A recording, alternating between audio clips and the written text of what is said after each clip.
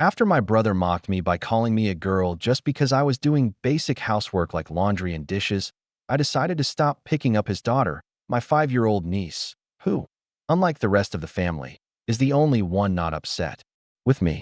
I'm a 29-year-old man, and my wife, who is 30, and I have 2 children, ages 5 and 3. My wife works a full-time job at an office, while I have a home-based role with incredibly flexible hours.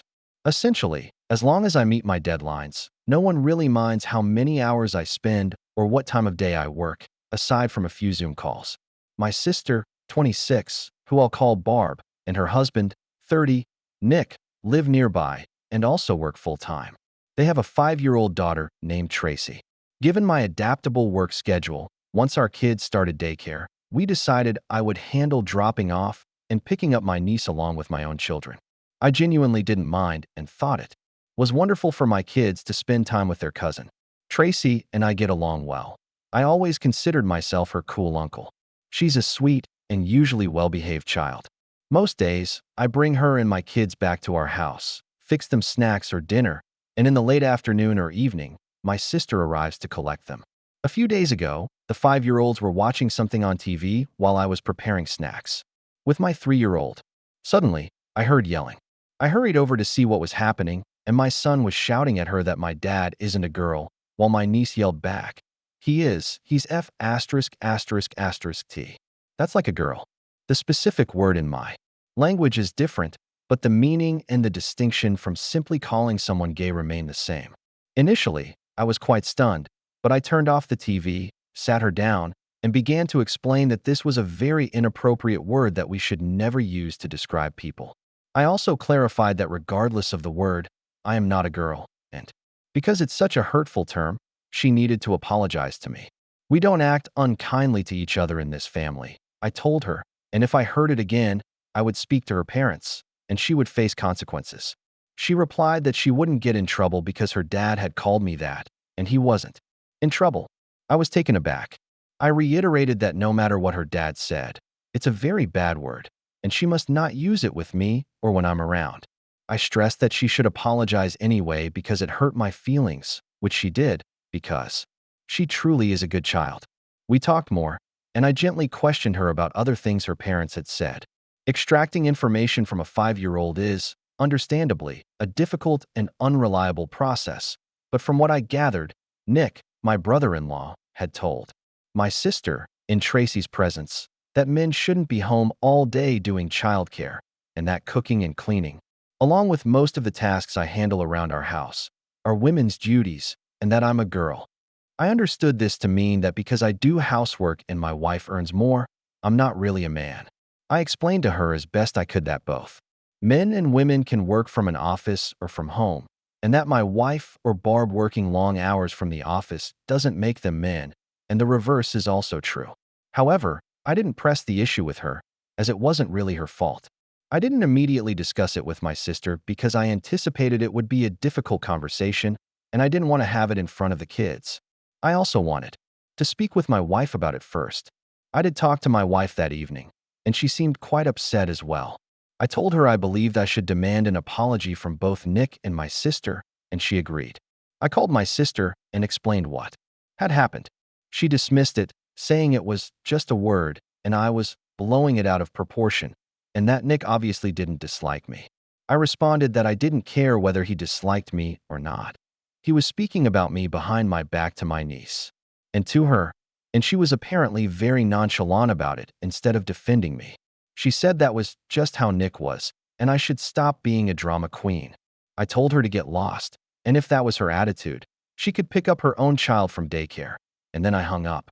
I know it was very short notice and impolite, but I genuinely felt disrespected by people I had done so much for over the years, and who were my family. My wife said she understood and that I shouldn't back down until I received a proper apology. The next 2 days were a weekend, so there was no daycare. I expected calls or texts from Barb, but there was nothing. In fact, the suspicious lack of any messages or calls made me think she wasn't taking me seriously, which only fueled my anger further. The calls finally came when it was time to pick up Tracy for daycare, and I, of course, didn't show up. I dropped off my own kids and avoided answering for a while. I know it was petty, But I had been stewing for 2 days, and I figured letting Barb stew for a few hours seemed entirely appropriate and felt quite satisfying. Around noon, when she called again, I finally answered. I was planning to smugly tell her I was ready for my apology and we could move past this, but I didn't get the chance. Instead, she started yelling at me about how irresponsible I was, how I had flaked, and how she was so late for work because of me. To that, I simply said, I told you I wasn't going to pick her up. You had 2 days to make arrangements. She kept yelling, so I hung up again. She continued calling and sending me texts about picking Tracy up from daycare, to which I replied, I will not be, and then stopped responding. When I arrived to pick up my children, Tracy was expecting me to take her as well, and I didn't, which was very hard on both of us. I know it's not her fault, and she's 5, and she suddenly doesn't get to come to our house to play and have snacks. But at the same time, I didn't want to just let this go. I felt, and still feel, that I deserved an apology. So I explained that her mom and I were disagreeing, but I would pick her up again once we worked things out. She obviously didn't take it well because she's 5, but I apologized, took my kids, and left. A little later, I received a call from my mom.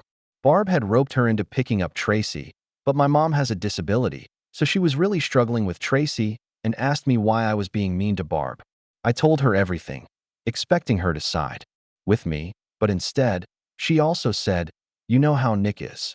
To which I replied that the more I realize how Nick is, the less I like it. And if he believes all this generally and specifically about me, I certainly won't be doing free labor for him. She said I was blowing everything out of proportion, and I told her I wasn't the one doing it, because all I asked for was an apology, and everyone else seemed to prefer all of this to just giving it to me. To that, she said I should just be the bigger man and not let it bother me. I told her I was done and to have fun with Tracy. That evening, I got a call from Nick himself. I was hesitant, but chose to answer on the off chance I was actually about to receive that apology. Nope. Apparently, my behavior was causing Barb great distress, and we're family, and how could I do this to my own sister? I told him that since we're family, how could he talk about me to his child, whom I care for daily? He said he was only joking, and it was all in good fun. I told him it was neither good nor fun for me, and I wanted my apology. He exploded at me, calling me in F*****T and saying I couldn't take a joke, and then called me a hysterical little girl. I told him to get lost and that I was done with him and hung up. This led to a barrage of calls from Barb and my mom, which I didn't answer. Barb texted me that it wasn't fair for Tracy to pay the price for me being petty, and I told her that it wasn't fair for Tracy to pay the price of her parents being ungrateful pieces of garbage. To that, she just yelled at me a bunch about how she was going to lose her job, and I was being cruel to her and to mom. I told her I was done, and unless her next message was an apology, I would be blocking her number. It wasn't, so now I've blocked her. For the past few days, my mom has been picking up Tracy, and it's been really difficult seeing her at daycare and explaining that grandma is going to pick her up, which she hates, and tells me she isn't having fun with grandma and wants to come over to our place. It's breaking my heart. But at the same time, I never received a single apology from anyone but the 5-year-old, and I feel like letting this go would simply be telling my family that it's acceptable to disregard my boundaries. However, I truly love my niece, and I don't want to traumatize her or have her resent me. She's a good kid, and none of this is her fault. So what do I do? The idea of Nick actually wanting Barb to quit her job is an angle I hadn't considered, but now I think it might have some validity, and it makes me very worried for her. At the same time, I can't really do much until she at least acknowledges that that's just how Nick is, so stop overreacting isn't going to work for me. I also assume it's only a matter of time until my mom is no longer an option. She's already having a hard time. So, I hope I get a chance to talk to her about it. Ideally because she sees my point of view, but I'll settle for it happening because she's desperate. I don't know what kind of childcare they'll be able to afford. They took out a large mortgage on a house they can barely afford. I will also make certain to emphasize to Tracy that I love her and none of this is her fault. Update 1, just to clarify a few things. My dad passed away from a heart attack 2 years ago, which wasn't surprising given his heavy smoking and unhealthy lifestyle. It wasn't his first heart attack either. He was a wonderful grandpa and a great dad right up to the end, but his death left my mom alone, and she doesn't work. My mom has MS, which is generally stable but slowly worsens over time and occasionally flares up, made worse by stress, which my mom is currently experiencing. A flare-up often means the level she returns to isn't quite what it was before, so we mostly try to keep her stress-free. My dad had life insurance, so her house is paid for, and she had a little money, but there's also a caretaker who comes 3 times a week to clean, cook, do shopping, etc., which she can't afford. So my wife and I pay for it. As I mentioned in a comment on the original post, my wife and I are probably better off financially than Barb and Nick. They have a fancy house and fancy cars, but they have a mortgage and loans. The excellent responses I received made me think about this again, and I considered how I could stand my ground without completely abandoning Tracy. I realized there was no perfect solution, and I had to settle on something. I took the day off work because I simply needed to process and deal with this. One comment on the original post really resonated with me about how someone would feel in Tracy's situation, and I just can't do that to her. Now, I know this isn't the update some of you wanted, but I simply can't. I love her as if she were my own child, and my kids do too, and it's not her fault. I unblocked my sister because, obviously, if I'm going to be interacting with her child, she needs to be able to reach me. I spoke to my mom during the day, and she was once again distraught about having to pick Tracy up, which is quite difficult for her. I told her I was willing to do it, but I was coming over, and she would have to listen to me, to which she agreed. I talked to her for a long time, avoiding sarcasm and lashing out this time, just explaining that essentially, how serious Nick was or how he is doesn't matter. I used that rocking the boat analogy someone linked in the comments and further emphasized my point by saying that it shouldn't matter if I was justified or not in getting upset. I am her child, and if something upset me, it at least warranted giving me the benefit of the doubt before siding against me. Eventually, it seemed to sink in. She apologized, and we hugged, and I think she understood. She's not a very confrontational person and generally tries very hard to maintain peace, and this time she went about it incorrectly. I'm not saying I'm not still upset, but she's my mom, and she apologized. I explained to her that she shouldn't be covering for me, because that means I have no standing when confronting Nick and Barb, and she was receptive to that. I texted my sister that we needed to talk, and I would drop Tracy off at their place tonight, to which I received a stoic thumbs up. I picked Tracy up from daycare today, and she was overjoyed. She was actually a little possessive of me, staying by my side all afternoon instead of running off to play, which was sweet, but also made me feel a bit guilty because of the impact of me not picking her up. I explained as best as I could that she wasn't in trouble and I wasn't angry with her, but I was angry with her parents, and we needed to work that out. But I would do my best to not stop picking her up anymore, which made her really happy. I dropped her off in the evening, and once she was in bed, I sat down to talk with Barb and Nick. I told them flat out that Mom wasn't going to be covering for them anymore, and if they didn't let me finish what I had to say, I would get up and leave, and they could find new arrangements for Tracy. I didn't actually mean it, but they didn't need to know that. They weren't happy, but they were willing to listen, so that's progress, or at least the threat worked. I explained that this was the situation now. I didn't need them to genuinely mean their apology, but I certainly was going to need one. This was a matter of principle now.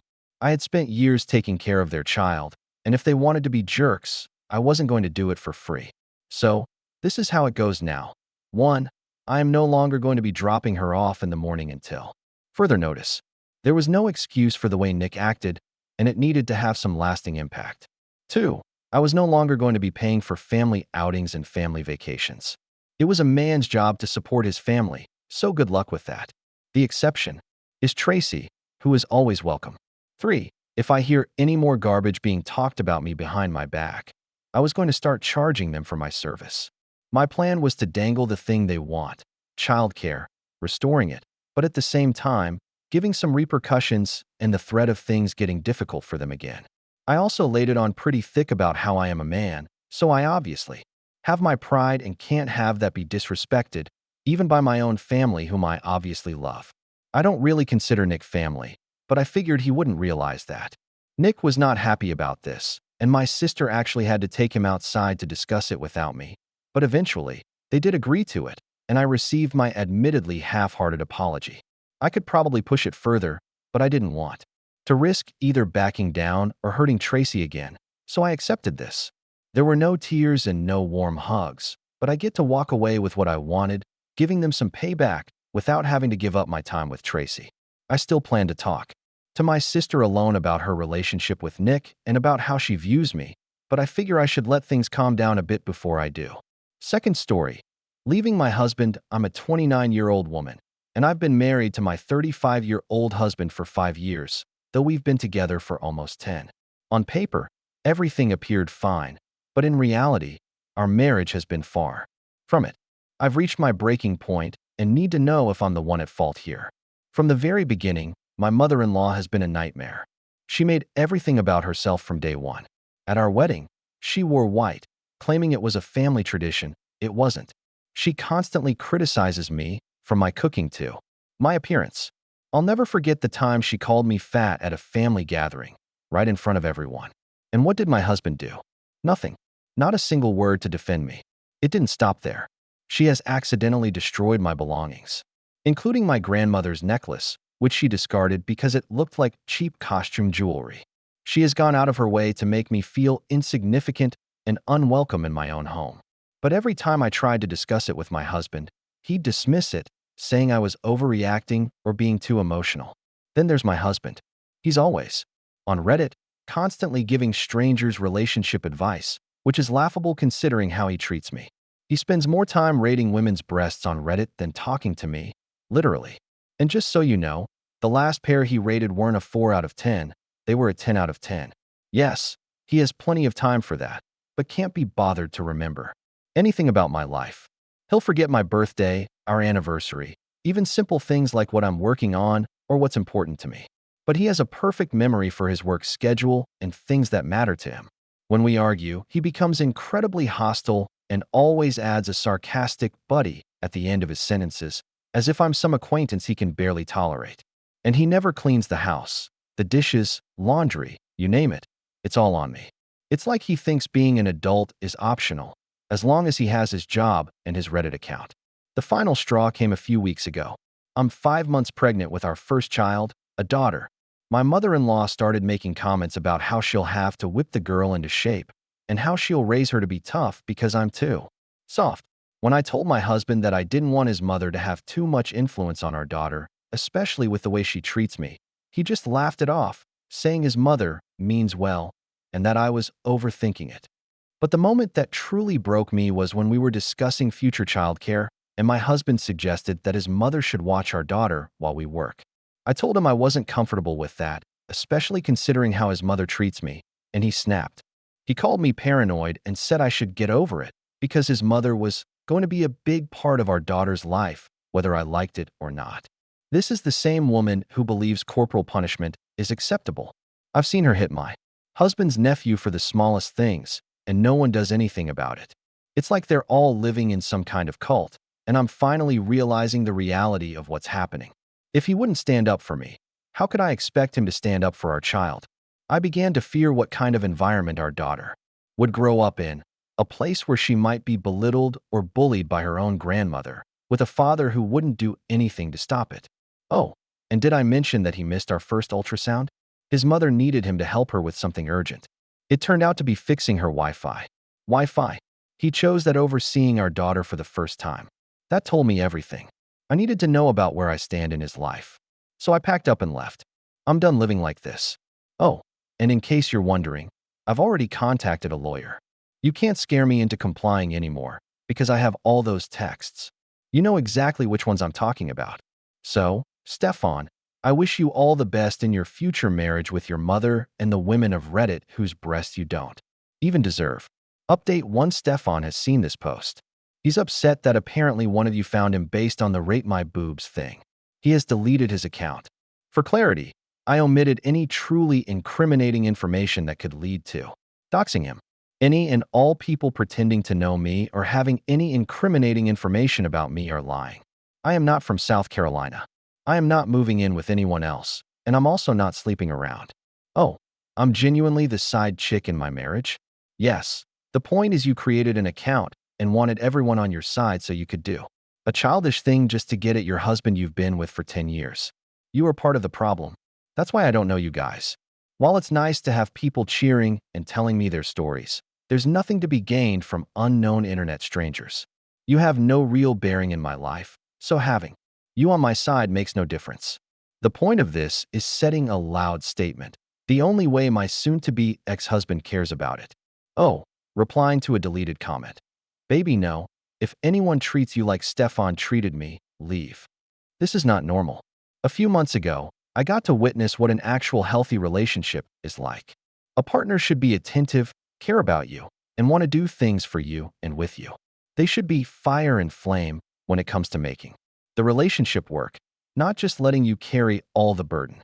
Marriage shouldn't be hard. Only life should be, and marriage should be what makes life manageable. This is not normal. It took me a few months to understand, but you will also understand when you grow. Oh, I made a friend through work who invited me over for dinner. Her husband was there, and I saw how they interacted. It was very subtle, but that was basically what triggered the whole deconstruction. He has since also come to work to surprise her, and she has dragged me along to find tiny, silly gifts for him. She is always so excited to go home to see him. He always brings her something home. Last week she came in with a shiny rock he had found for her, and she proudly put it next to her desktop. Oh, they really are, and I have a lot to thank them for. It's like the loving kindness I needed to wake up from this nightmare, especially one night when we were out, not even clubbing, but at a night museum tour, and I was being bombarded by calls because he was trying to make me feel bad for being out. My friend looked at me concerned and asked me if I noticed that her husband had texted her only once. I was convinced that going out was awful for everyone. Oh, you can, if both of you sign a document and are over the minimum renting time. For us, it was 3 years. I gave the required notice, plus it's an individual landlord, not an agency, so they have more leeway. I'm sure I would have been stuck if we had done our leasing through an agency, because as I've heard, they tell you to go pound sand. I also didn't just call today and get it done. It has been in the making for a little longer. Today is just DDay. Oh, also states she is not in the US. Update 2: some individuals on Reddit have been pretending to know me and spreading false claims. They've stated I'm a deadbeat who doesn't work and that Stefan has 2 jobs to support me.